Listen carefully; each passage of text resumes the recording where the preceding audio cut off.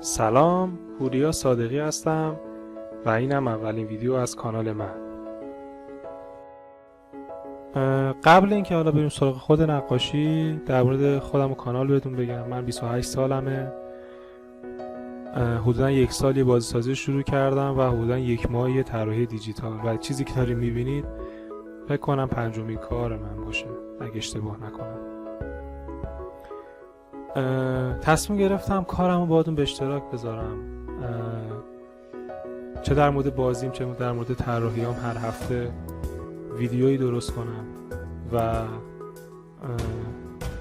شما هم پیشرفت منو ببینید، با هم صحبت کنیم، من براتون بگم، شما بیا نظرتون رو بگین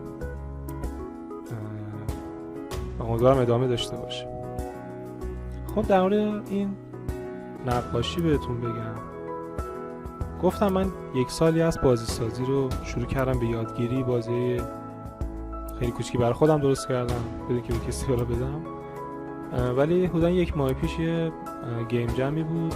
من دیگه جرئت کردم شرکت کنم و یه بازی خیلی کوچیکی درست کردم برای گیم جم. بازی حالا رتبه‌ای هم نبرد ولی تجربه خیلی خوبی برای من شد. یه بازی خیلی کوچیک با آرت خیلی ساده و گیم پلی خیلی ساده‌ای، ولی اولین بازی کاملی بود که من ساختم. بعد اینکه گیم جم تموم شد، سریع تصمیم گرفتم که بازی بزرگترش بکنم. اول قصد داشتم که همون بازی حالا یکم خوشگل‌ترش کنم و با همون گیم پلی حالا یه بازی با مراحل بیشتر درست کنم، ولی بعداً دیدم که نه، همین ایده کنترل یک سفینه توی یک سرزمین زیبا و عجیب ایده جالبی میتونه باشه و یک ماجراجویی زیبا میشه درست کرد. برای همین تصمیم گرفتم که تو این زمینه بازی درست کنم. حالا خیلی جزئیات بدون نمیگم، خیلی دیتیل بیشتری داره، ولی ایده، یعنی تصمیم گرفتم این بود و کارم با نقاشی بازی شروع کردم. تصمیم گرفتم محیط بازی،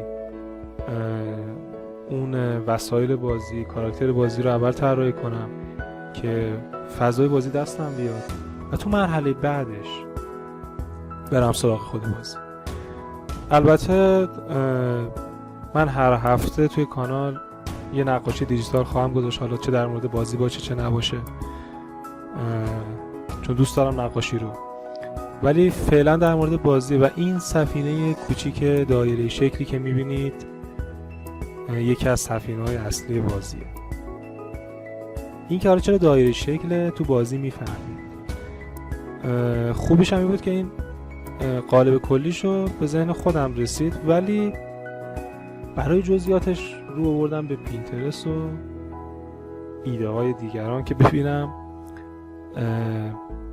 مثلا میخواستم ببینم شیشه سفینه چه شکلی باشه بهتره، جزئیات چطور باشن بهتره، چه دیتیلی یک سفینه داره. اینا رو خب رفتم کارهای دیگران رو دیدم، ازشون ایده گرفتم و اول رو کاغذ کشیدم و دیگه همین روز که دارم صحبت میکنم براتون از صبح شروع کردم به کشیدن خود سفینه که الان داریم جزئیاتش رو میکشیم.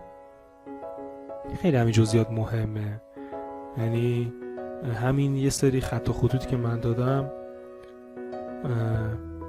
حس و حال داد به سفینه. خب الان دارم بالش رو میکشم که فضانورد ما از طریق این باله قراره یه سری چیزا رو کنترل کنه. بله، همونطور که دقت میکنین به شدت این سفینه مهندسیه و مطمئنا یک مهندس اگه اینو ببینه میخنده ولی خب مهم اینه که ما چی در ذهن داریم. تو بحث رنگکاریش من دقت کنید دارم فلت و ساده رنگکاری میکنم، یعنی دقیقا رنگ همین خواهد بود، نمیخوام بهش سایه یا نور اضافه کنم. دلیلش هم اینه که بازی قرار محیط‌های مختلف و نورهای مختلف داشته باشه و گفتم سفینه بازی رنگاش ثابت باشه که ما توی خود بازی بتونیم با رنگاش بازی کنیم، نور بهش بدیم و سایه مختلف. اگه من مثلا توی طراحی سفینه‌ام سایه در نظر بگیرم، خب فکر کنید نور از توی نقاشی نور از بالاست، بعد توی بازی نور از پایین میاد. خیلی جالب نیست. حالا کم در مورد خودم بدون بگم، تو بحث طراحی من بچگی خیلی نقاشی میکشیدم و خیلی علاقه داشتم و به نظرم کارم خیلی خوب بود. یعنی هرچی میخواستم میکشیدم. بچه‌ها یا خانواده یا عموم که خودش تو کار طراحی و اینجور چیزا بود همیشه کارمو میدید، میگفت کارت خوبه. حالا چه راست چه دروغ خیلی اعتماد به نفس داشتم تو این زمینه. ولی بعد دبیرستان و کنکور و دانشگاه باعث شد که یادم بره اصلا من یه روزی نقاشی میکشیدم. دیگه بعد دانشگاه هم ازدواج کردم و وارد حوزه کار شدم و دیگه کلا همه چیز رفت. تا همین چند وقت پیش که توی توییتری که از بچه‌ها اومد گفت که ما می‌خوایم یک چالش 100 روزه طراحی بذاریم. خب اون یه اکیپ واقعا حرفه‌ای بودن، همیشه کارشون رو می‌دیدم، واقعا کارشون خوب بود. ولی من دلو زدم به دریا، گفتم بذار شرکت کنم، چون داشتم بازی می‌ساختم. گفتم بشینم طراحی ساده یاد بگیرم به این بهانه، فقط تو بازی به کارم میاد. شروع کردم اول با اشکال هندسی مثل دایره و مربع و رنگ‌های فلت طرح زدن، روی الگوهای ساخته شده. هنوز به اونجا نرسیده بودم که از طرف خودم بخوام چیز بزنم. خلاصه شروع کردم و بین اون بچه‌های خیلی خفن من با اون طراحی سادم کار میکردم.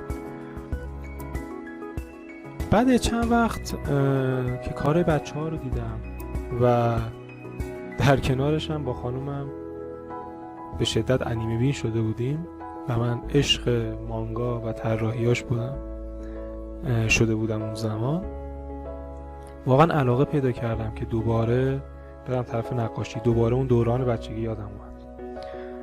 خلاصه اینطور شد که یه سری آموزش گرفتم، با هر دردسری بود. توی این وضعیت مالی یه دونه قلم دیجیتال خیلی ساده برای خودم جور کردم و شروع کردم به نقاشی کشیدن و یاد گرفتن که حالا کارهایی که تا الان کشیدم و توی اینستاگرام یا توییترم باشون توی دیسکریپشن هم هست، میتونید ببینید. و خب همین دارم الان کار میکنم، دارم یاد میگیرم و همونطور هم که گفتم قبلا تمام تلاشم میکنم هر هفته بادون در میون بذارم. این کانال اصلا برای همینه، بیایم نقاشی کنیم یا من گاهی بیام اخبار بازیمو براتون بگم و با هم بریم جلو. امیدوارم لذت ببرین از این ویدیوها و طرح بعدی هم طرح یکی از محیط‌های بازیه. اولین باره میخوام محیط بکشم توی یک طراحی دیجیتال، کار سختیه برام. امیدوارم بتونم به خوبی انجامش بدم، شما هم بیاین ببینید، لذت ببرید و اگه دوست داشتین ویدیو، اگه دوست داشتین کار منو دنبال کنید، کانال رو سابسکرایب کنید. اگه دوست داشتین از آخرین ویدیوهای من مطلع بشین، اون زنگوله کنارش هم بزنید. امیدوارم از این ویدیو لذت برده باشین و امیدوارم همراه من باشید توی ویدیوهای بعدی. خیلی خوشحال شدم. خدا نگهدار.